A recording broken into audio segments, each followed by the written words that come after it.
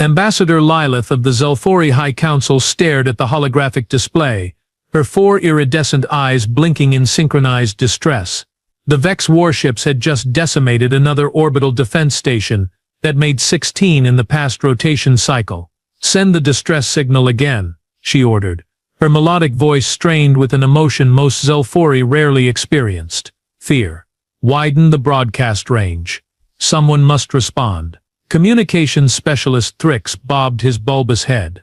"Ambassador, we've sent 63 distress calls to all known civilized worlds. We've received 42 responses." He paused, tendrils twitching uncomfortably. "All declinations." "Declinations." Lilith laughed, a sound like breaking crystal. "Is that what we're calling cowardice these days? How diplomatic of us." The Zelfori were known throughout the galaxy for 3 things: their advanced biotechnology, their harmonious society, and their impeccable diplomatic tact. Right now, Lilith didn't feel particularly tactful. "Display the responses," she commanded, straightening her ceremonial robes. Perhaps she had missed something. The holographic display shifted, showing a series of alien faces, representatives from the Galactic Council's member species. The Florian Collective, plant-based sentience from a low-gravity world. "We extend our deepest sympathies to the Zelfori people. Unfortunately, our physiology makes us incompatible with your planetary conditions. We wish you harmony in these troubled times." Translation: "You're on your own," muttered Lilith. Next, the Venderay oligarchy, methane breathers from a gas giant. "The oligarchy has voted. While we value our trade relationship with the Zelfori, military intervention would violate our non-interference principles. Perhaps meditation would help in these trying times." "Oh yes, meditation. Why didn't I think of that? Let's meditate while the Vex strip mine our planet and harvest our people for biological components," Lilith said to no one in particular, her voice dripping with an unfamiliar bitterness. The responses continued in the same vein. The quantum consciousness found the conflict inconsistent with probability models. The hegemony of Trill cited administrative procedures that unfortunately prevent immediate action. The unified moons expressed grave concern, but were currently updating their defense protocols. Lilith turned away from the display, gazing out the viewport at the once pristine cityscape of Zelfor Prime. Smoke rose from multiple districts. In the distance, she could see the massive silhouette of a Vex harvester ship, its insectoid form hovering ominously over the botanical gardens. "The Great Brotherhood of Advanced Civilizations," she said softly. "How quickly it evaporates when actual danger appears." Defense Minister Krell entered the chamber, his usually immaculate uniform torn and stained.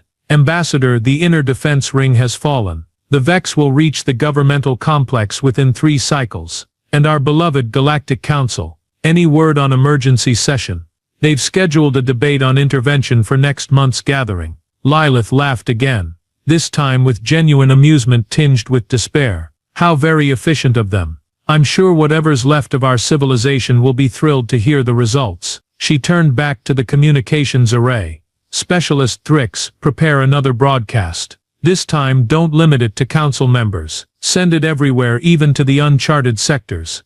Thrix's tendrils fluttered in alarm. "Ambassador, the council prohibits contact with unvetted species. The protocols clearly state." "The protocols," Lilith interrupted, "were written by the same people who just left us to die. Broadcast the signal to every corner of this galaxy. What's the worst that could happen? Someone actually responds." As Thrix reluctantly began reconfiguring the communication array, Lilith whispered to herself, "After all, it's not like we have anything left to lose." 3 sleep cycles had passed since Ambassador Lilith ordered the unrestricted broadcast. The Vex had momentarily halted their advance, regrouping their forces for what would likely be the final assault on the capital. This temporary reprieve had given the Zelfori time to evacuate more civilians to the underground shelters, but little else. Lilith sat alone in the communications center, the skeletal night crew monitoring the remaining functional satellites. She hadn't slept, surviving on stimulant elixirs that left a bitter aftertaste in all 3 of her mouths. Ambassador called Thrix from his station.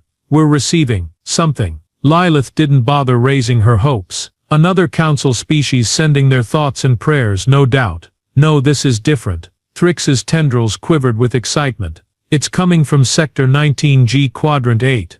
That got her attention. Sector 19G was at the very edge of mapped space, a region the Galactic Council had marked for future exploration, which was bureaucratic speak for not worth our time. Put it through, she ordered, straightening in her chair. The holographic display flickered, showing not a visual communication but a simple audio waveform. The signal was crude by Zelfori standards, practically antique technology. Can you clean it up? Lilith asked, leaning forward. Trying. Thrix manipulated the controls with his tendrils. It appears to be a response to our distress call, but the language pattern doesn't match any in our translation matrix. Another communications specialist joined Thrix. The signal origin is definitely Sector 19G, specifically from the third planet of an unremarkable yellow star. There's no record of advanced civilization in that system. Unremarkable, Lilith echoed. Check the planetary classification. The specialist tendrils froze mid-motion. Oh, that's unusual. It's classified as a Category 12 Deathworld. A hush fell over the communications center. Deathworlds were the stuff of scientific curiosity and horror stories. Planets with extreme gravity, volatile weather, aggressive fauna, or other conditions so severe that the evolution of sapient life was considered nearly impossible. A Category 12 sent that signal. Lilith couldn't hide her disbelief. Are you certain? The positioning is exact, confirmed Thrix. Ambassador, we should notify the Council immediately. Contact with unvetted species is prohibited, especially those from such environments. Lilith let out a laugh that contained no humor. The same Council that's busy scheduling meetings while we face extinction? I think not.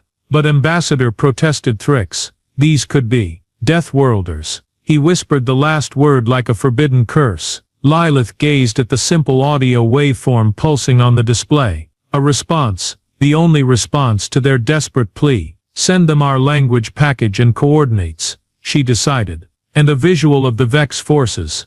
Ambassador, the Council specifically warned against revealing our location to unassessed species. The regulations clearly. The regulations won't matter if we're all dead. Specialist Thrix, Lilith interrupted. Send the package. Let's see what these Deathworlders have to say. As Thrix reluctantly transmitted the data, Lilith stared at the pulsing waveform. What kind of beings could evolve on a world that would kill most Council species within minutes? And more importantly, would they help? I'm telling you, it's not space junk, and it's definitely not a pulsar. Elena Reyes jabbed a finger at her monitor, where an unusual signal pattern pulsed across the screen. This is structured. This is communication. The International Deep Space Listening Post.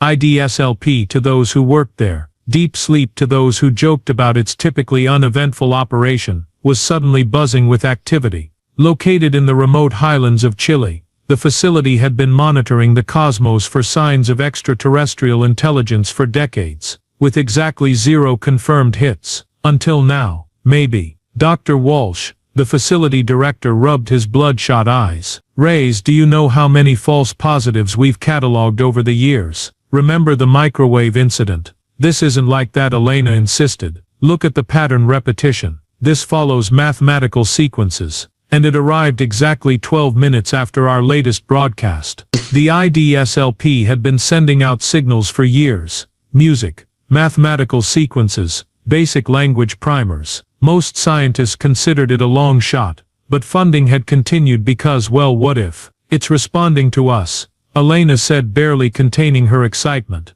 And there's more, a data packet embedded in the signal. Our systems are still deciphering it, but it looks like some kind of language primer, similar to what we've been sending out. Dr. Walsh's skepticism wavered slightly. Have you run the Kaufman protocol? First thing. This signal is not coming from Earth or any known human satellite. Elena pushed a strand of dark hair from her face. It's coming from approximately 42 light-years away, from the direction of Epsilon Eridani. That's impossible, muttered Walsh.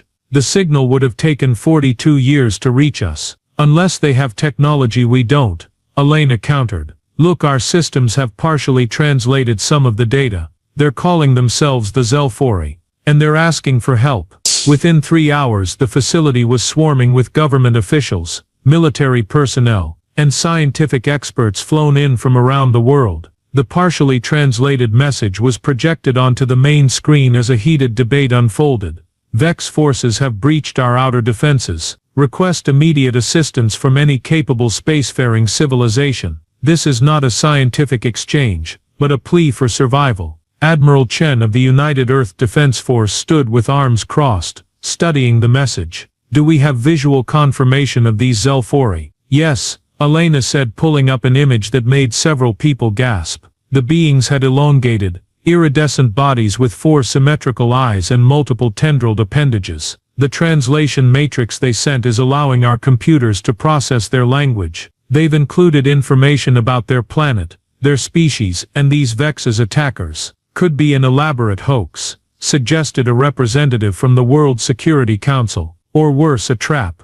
Elena rolled her eyes. A trap set 42 light-years away. That's playing the long game. We've been broadcasting our position for decades, Admiral Chen noted. If advanced civilizations wanted to find us, they could have. The question is, do we respond?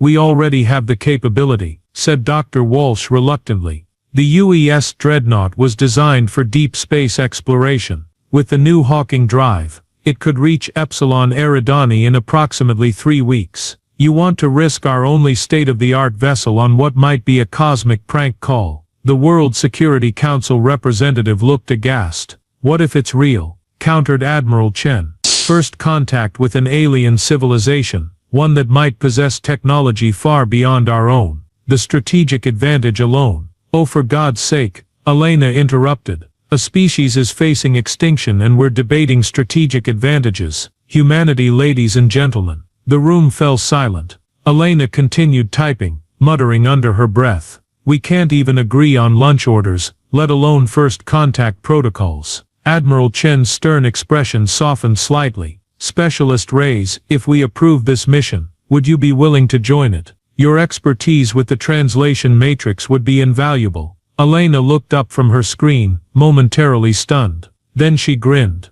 To make first contact with aliens? Hell yes. Though fair warning, if this turns out to be the cosmic equivalent of my car broke down, can you come get me? I'm sending the bill to the taxpayers. Admiral Chen almost smiled. I'll take that as official acceptance. Now we just need the Council's approval to launch. And if they say no? Asked Dr. Walsh. Chen's expression hardened again. Then humanity doesn't deserve to join the galactic community. She turned to her aide.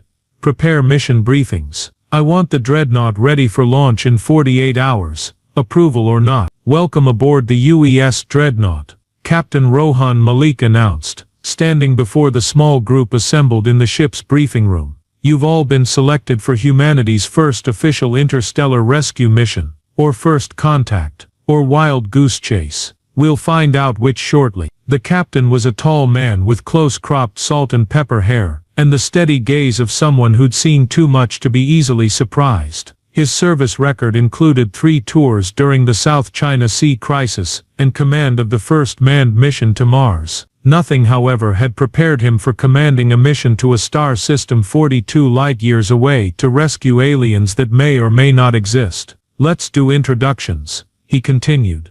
I'm Captain Rohan Malik. I'll be responsible for getting us there, hopefully getting us back, and making decisions that won't trigger interstellar war. A woman with keen eyes and a streak of silver in her black hair spoke next. Dr. Olivia Zhang, xenobiologist. I've spent my career studying theoretical alien biology. Now I get to see if any of my papers were remotely accurate or just elaborate science fiction. She smiled thinly. No pressure. Beside her, a muscular man with dark skin and a perpetual frown nodded curtly. Lieutenant Marcus Jackson, tactical officer, former Special Forces. I'll be handling security and weapons systems, assuming alien hostiles respond to bullets. If not, we're screwed anyway, so I've packed whiskey. Elena Reyes raised her hand slightly. Elena Reyes, communications specialist. I'm the one who picked up their distress call. My job is to make sure we're saying hello, and not your mother was a hamster in alien speak. She glanced around. Also, I've seen every sci-fi movie ever made, so I'm pretty sure I know how this ends. Spoiler alert. The chatty one dies first. A burly man with a thick beard and thicker Russian accent snorted. Dmitry Volkov. Engineering. I keep ship from exploding. Maybe. New Hawking Drive is experimental. We might arrive as scattered atoms across 3 light-years. He shrugged. But equipment is top quality. Almost. Captain Malik cleared his throat. Thank you all for that rousing vote of confidence. Now for the mission briefing. The central display lit up, showing a gleaming blue-green planet. This is Zelfor, home of the Zelfori. According to the information they sent, they're an advanced civilization with technology that exceeds ours in several areas, particularly biotechnology and FTL communications. So why do they need our help? Asked Lieutenant Jackson. Good question, said Malik. They're under attack by something called the Vex. Based on the limited visuals we've received, the Vex appear to be some kind of insectoid species with heavily armed ships. He switched the display to show menacing angular vessels with protruding spike-like appendages. The Zelfori have advanced technology but limited military capability. Their distress call went out to dozens of other alien civilizations before us, all of whom declined to help. Lucky us, muttered Volkov. We get to be only idiots rushing into alien war. Diplomatic as always, Engineer Volkov. Malik remarked dryly. Our mission is to assess the situation, establish formal contact with the Zelfori, and determine if and how we can help without endangering Earth. So we're flying across 42 light-years on an experimental drive to maybe help aliens we've never met fight other aliens we know nothing about, summarized Jackson, with 5 people and 1 ship. That's why they pay us the big bucks, Lieutenant. Elena quipped. Dr. Zhang looked thoughtful. The real question is why did all those other civilizations refuse to help? What do they know that we don't? That, said Captain Malik soberly, is what keeps me up at night. We launch in 6 hours. Get your affairs in order. As they filed out, Elena whispered to Volkov. Did you actually sign up for this certain death mission or did they rope you in too? Volkov's mustache twitched. I volunteered. Russians have saying if you're going to die, make it spectacular. That's not reassuring at all, Elena replied. But I'll drink to it. Dropping out of FTL in 3, 2, 1, Engineer Volkov's voice crackled over the ship's intercom as the UES dreadnought shuddered and groaned. The viewport, which had displayed nothing but the bizarre non-color of hyperspace for 3 weeks, suddenly filled with stars and carnage. Holy shit, breathed Elena, the first to find her voice. The Zelfori system was a battlefield. Debris from shattered stations and vessels formed glittering clouds around the blue-green planet. Massive insectoid ships, presumably the Vex, moved in precise formations, firing energy weapons at the planet's surface. Smaller Zelfori vessels attempted defensive maneuvers, but they were clearly outmatched. Tactical assessment, Captain Malik demanded, his voice steady despite the chaotic scene before them. Lieutenant Jackson scanned his displays. Zelfori defenses are failing. Those bug ships pack serious firepower. I count at least 30 major Vex vessels and numerous smaller craft. The Zelfori have maybe a dozen operational ships left, concentrated around what appears to be their capital city. Any signs they've noticed us? Asked Malik. Negative, Captain. We're still at extreme range and weight. Jackson straightened. We're being scanned. Zelfori signal, not Vex. They see us, said Dr. Zhang, her voice hushed. Actual aliens are looking at us right now. Elena moved to her communications station. Incoming transmission, Captain. It's using the translation protocols we established. Putting it on screen. The main display flickered, and then they saw their first living Zelfori. Ambassador Lilith's iridescent skin shimmered with stress patterns, her 4 eyes widening at the sight of the humans. You came. Her voice, translated by Elena's systems, contained equal parts disbelief and hope. You actually responded to our distress call. Ambassador Lilith. Captain Malik stepped forward. I'm Captain Rohan Malik of the United Earth ship Dreadnought. We received your distress call and have come to offer assistance. Lilith seemed to be studying them intently. You're the species from the Category 12 Death World. You're smaller than I expected. The bridge crew exchanged confused glances. I'm sorry, said Malik carefully. Category 12 Death World. Your planet, Earth.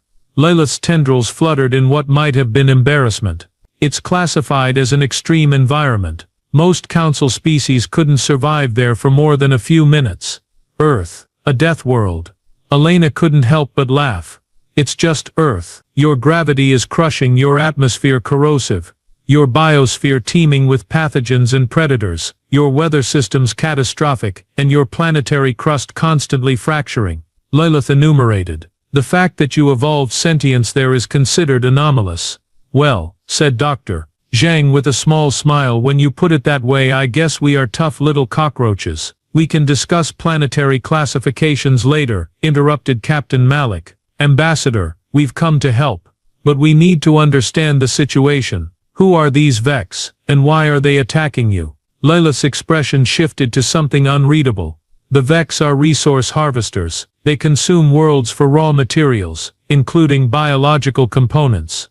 Her tendrils twisted in distress. Captain, I'm grateful beyond words that you came, but you brought one small ship. The Council species refused to help because they knew the Vex were too powerful. What can 5 Deathworlders possibly do? Elena snorted. Oh honey, you have no idea what humans are capable of when we put our minds to something.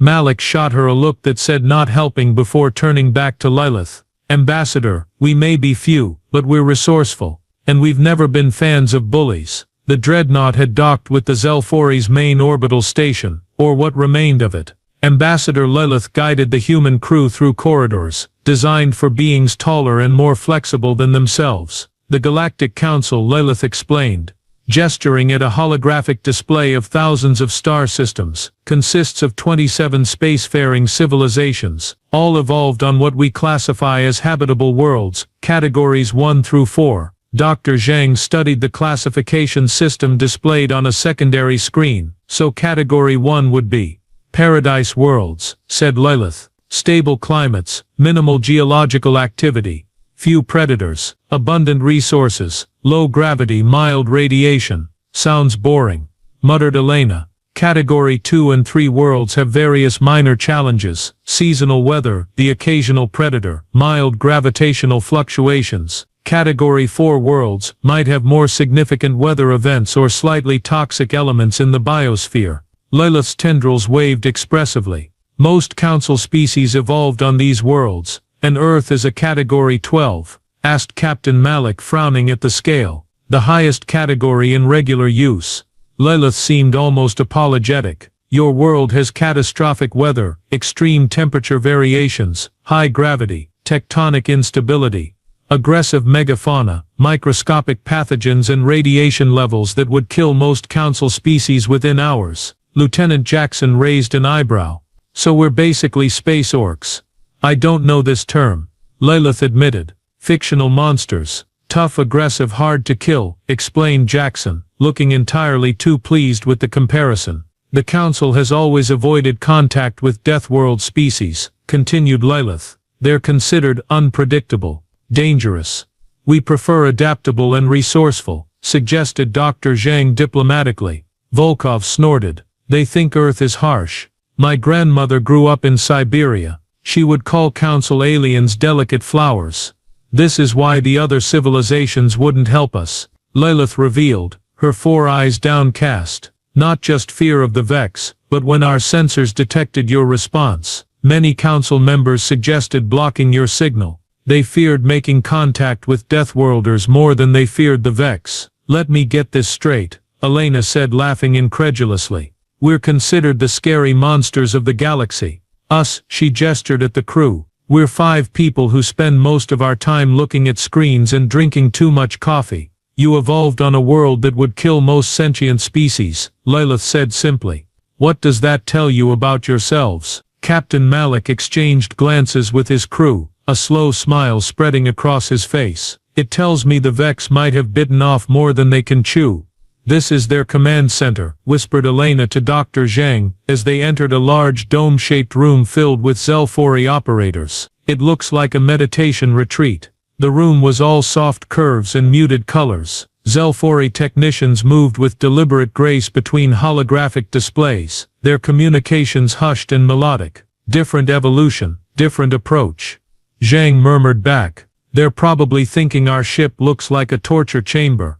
Captain Malik and Lieutenant Jackson stood with Lilith and the Zelfori military commander, studying 3-dimensional projections of the Vex fleet movements. Their attack pattern is systematic, Jackson observed, pointing to the methodical way the Vex ships had encircled the planet. They're establishing a containment grid before beginning full-scale harvesting. Yes, agreed the Zelfori commander, a stockier specimen named Threx. They will have complete orbital control within 2 planetary rotations. What defenses do you have left?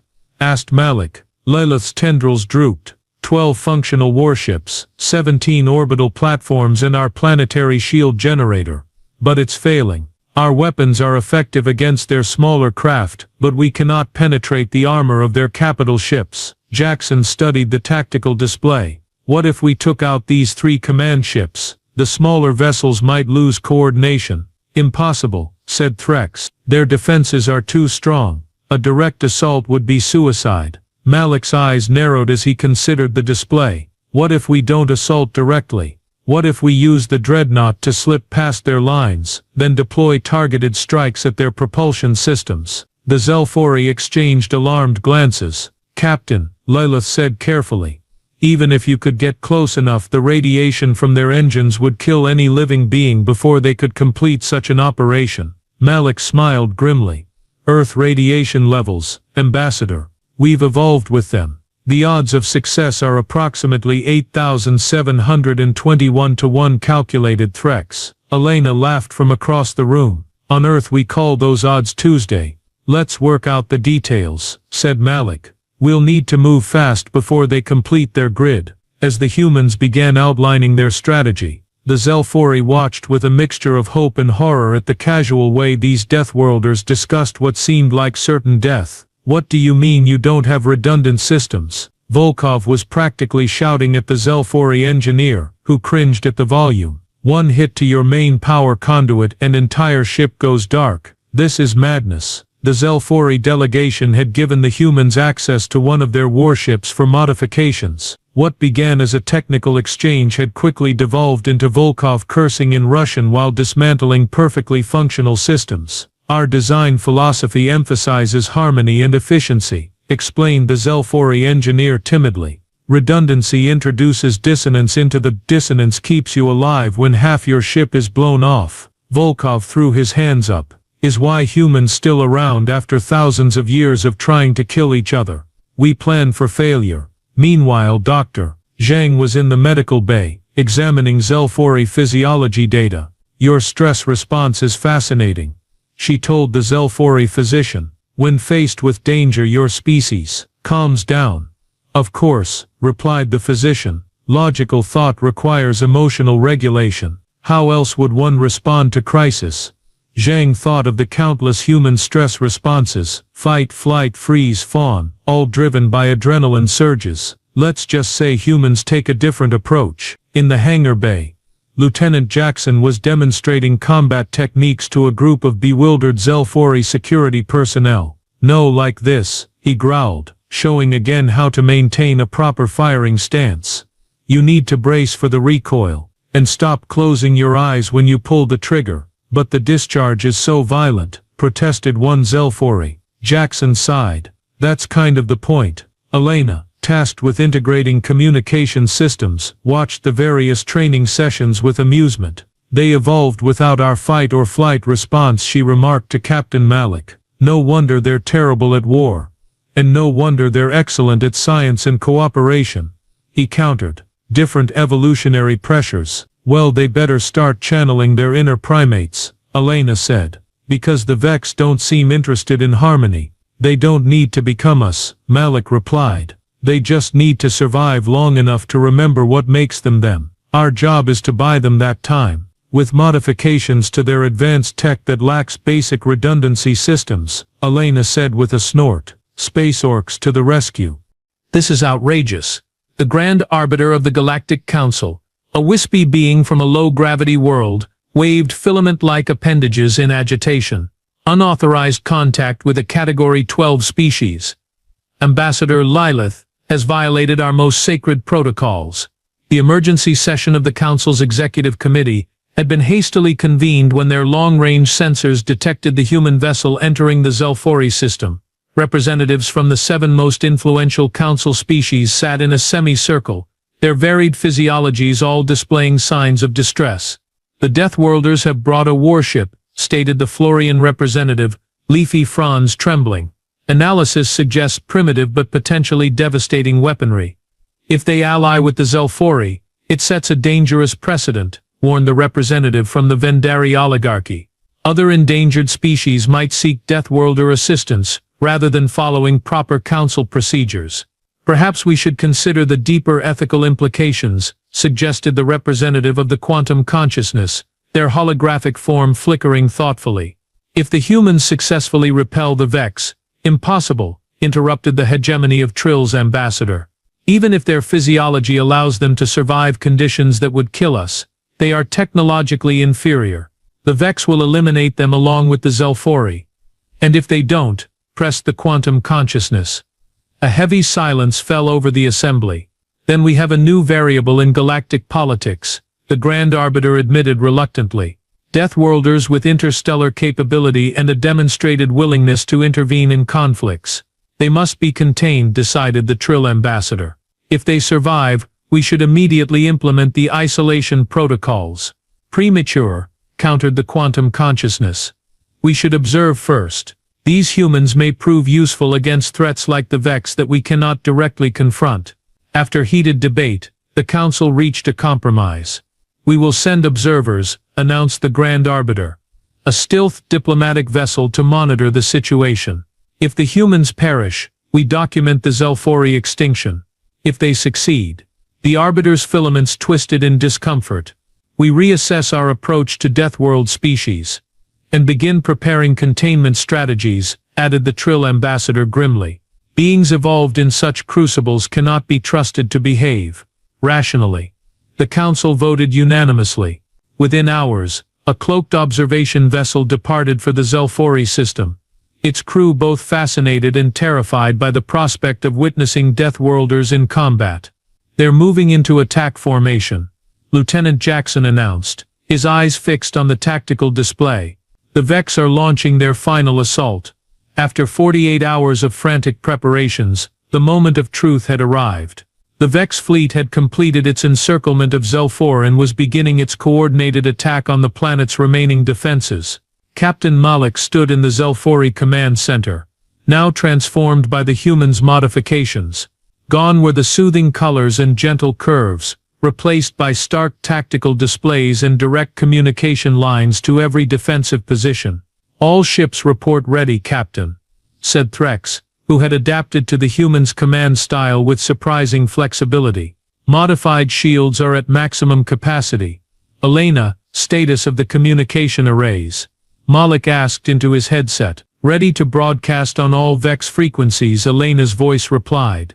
"Though I still think blasting Welcome to Earth would have been more stylish than white noise." "We're going for effective, not stylish," Malik said with a hint of a smile. "Dr. Zhang, biological countermeasures prepared," Zhang reported from the science lab. "If we can penetrate their ship hulls, we'll see if these Vex are as vulnerable to our pathogens as our models suggest." "Volkov, engine modifications complete," the Russian engineer growled. "Zelfori ships can now fly like drunk Cossacks. Is improvement." Malik nodded, taking a deep breath. "Deploy all vessels according to plan. Remember, they're expecting the Zelfori defense pattern. Give them something else entirely." On the main view screen, the modified Zelfori fleet moved into position. Each ship now carried a human tactical advisor, applying Earth combat doctrines that had been refined through millennia of conflict. "First wave of Vex attackers incoming," Jackson announced. "They're targeting the orbital platforms. Let them get close," Malik ordered. "Wait for it. Wait now." Instead of maintaining formation as they had in previous encounters, the Zelfori ships broke in seemingly random directions, executing maneuvers that pushed their structural integrity to the limits. Zex, expecting the usual methodical defense, found their targeting algorithms suddenly useless. "They're confused," Jackson said with satisfaction. Hit them now." The Zelfori ships opened fire, targeting the weak points the humans had identified in the Vex design. Several smaller Vex craft exploded immediately, while others spun out of control. "It's working," Lilith exclaimed, her tendrils waving with excitement. Don't celebrate yet, Jackson warned. They're adapting. Look. The larger Vex vessels were changing formation, compensating for the unexpected tactics. Energy beams lanced out, catching two Zelfori ships. One exploded instantly. The other managed to limp away, trailing debris. Damn, muttered Jackson. Those bugs learn fast. So do we, Malik countered. Elena, initiate Phase 2. Across the battlefield, the modified communication arrays began broadcasting on Vex frequencies, disrupting their coordination. Several Vex ships suddenly fired on their own allies, creating chaos in their formations. You know, Jackson said to a nearby Zelfori officer, as they watched the battle unfold. On Earth we'd call this a good start. Still probably going to die, but at least we'll take some of them with us. The Zelfori stared at him in horror. How can you joke at a time like this? Gallows humor, Jackson replied, checking his weapon. Another gift from evolution on a death world. If you can laugh at death, it's a little less scary. From the far side of the command center, Malik noticed a small stealth vessel appearing on the long-range sensors, not Vex or Zelfori. The council observers had arrived, just in time to watch humans demonstrate what warfare really looked like. We've lost 3 more ships, Threx reported. His voice strained but controlled. The Vex have adapted to our communication disruption. They're using localized signals now. The battle had raged for 6 hours. Despite initial successes, the sheer number of Vex vessels was overwhelming the Zelfori defenses. The planet's shield was failing, with only 18% power remaining. We need something else, Captain Malik muttered, studying the tactical display intently. Something they won't expect. Captain, Elena's voice came through the comm. I've been analyzing their new communication patterns. They're using tight beam transmissions, but there's a pattern to the frequency shifts. Can we exploit it? Not directly, but Elena paused. What if we reconfigure the planetary shield generators to pulse at those exact frequencies? It would create a resonance effect. Threx shook his head. Impossible. The shields are our last defense. They'll fail anyway at this rate. Malik countered. Better to use them offensively while we can. He made his decision. Do it, Elena. Volkov, help her reconfigure those generators. As they worked frantically to implement the plan, Dr. Zhang's voice suddenly came through with excitement. Captain, I've found something in the Vex biological data. Their neural systems are extremely sensitive to specific gamma frequencies. If we could deliver a concentrated burst, like a flashbang for bugs, Jackson interjected, we could stun them even temporarily. Combine it with Elena's resonance plan, ordered Malik. If we hit them with both simultaneously. The next 20 minutes were a blur of activity as the humans coordinated their desperate gambit. When everything was ready, Malik addressed the combined human Zelfori forces. This is likely our last shot. When I give the word, all ships break toward the Vex flagship. We'll only get one chance at this. The Zelfori crews, who hours earlier would have considered such a maneuver suicidal, now moved without hesitation. They had seen enough of human tactics to trust the Deathworlders' instincts. Now, Malik commanded. The planetary shield collapsed, not failing, but pulsing outward in a carefully calculated wave. Simultaneously, the modified Zelfori weapons fired concentrated gamma bursts at the exact frequency Zhang had identified. The effect was immediate and devastating. Vex ships closest to the planet spun wildly, their coordinated movements dissolving into chaos. The massive flagship, target of the gamma burst, drifted aimlessly as its crew was temporarily incapacitated. All ships concentrate fire on the flagship's propulsion system, Jackson ordered. As the crippled Vex vessels struggled to recover, the combined human Zelfori force pressed their advantage, turning what had seemed like certain defeat into a fighting chance. The last Vex warship just jumped to FTL, Elena announced, her voice hoarse from hours of continuous communication coordination. Long-range sensors confirmed they're on a direct course away from Zelfori space. A stunned silence fell over the command center, followed by a ripple of disbelieving murmurs from the Zelfori crew. After 3 days of relentless fighting, the impossible had happened. The Vex had retreated. Ambassador Lilith approached Captain Malik, her iridescent skin pulsing with emotion patterns too complex for the humans to interpret. Captain, there are no words in your language or mine to express our gratitude. Malik nodded, the exhaustion evident on his face. We're just glad we could help, Ambassador. Though I think we all need about a week of sleep. That might have to wait, interrupted Lieutenant Jackson, studying his console. We've got incoming vessels, not Vex. The main display showed 3 sleek ships approaching, their design clearly different from both Zelfori and Vex craft. Galactic Council vessels, Lilith identified, her tendrils stiffening. The Central Committee itself by the look of that flagship. Perfect timing. Elena muttered. Show up after all the hard work's done. Within the hour, the Council delegation had docked with the Zelfori station. The Grand Arbiter floated into the command center, flanked by representatives from major Council species, all visibly recoiling at the sight of the humans. Ambassador Lilith, the Arbiter began in formal tones. The Council has come to evaluate the situation and implement appropriate containment protocols for the Vex threat. The situation has been handled, Malik interjected, stepping forward, and the Vex are currently running with their tails between their legs, or whatever anatomical equivalent they might have. The Arbiter's filaments quivered in what might have been indignation. You must be the human representative. I am Grand Arbiter Zellian of the Galactic Council, Captain Rohan Malik, United Earth Ship Dreadnought.